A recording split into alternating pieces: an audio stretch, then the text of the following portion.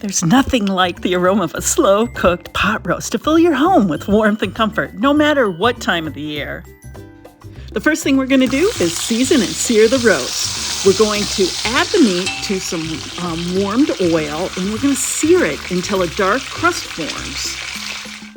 Now it's time to saute the vegetables. So let's melt some butter, and then we're going to begin to add our root vegetables. The first thing I'm going to add are the rutabagas, and then let's move to the carrots. Now let's add those sliced parsnips and some stalks of celery.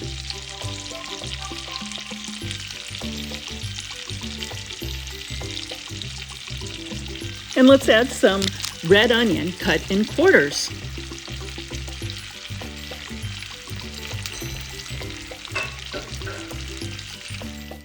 Some sliced mushrooms.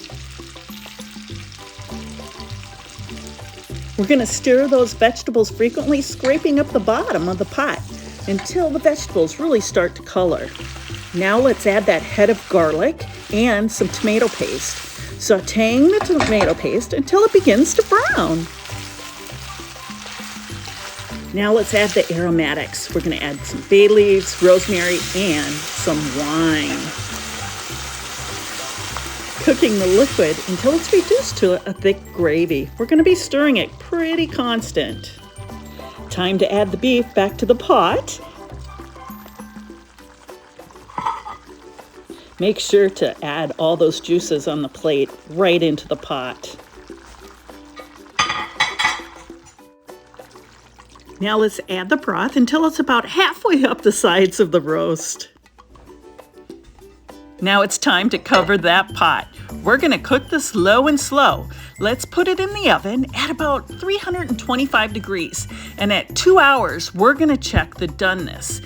And the way we're going to do that is we're going to push the fork in. And if it pulls apart when you lift it up, it's done. When cooking for two, I opt for a 2 to 3 pound roast. This leaves enough left over to make a pot roast lasagna or even a pot roast grilled cheese. This recipe is so good, I hope you enjoy it. Make sure to check out other recipes on ourtablefor2.com.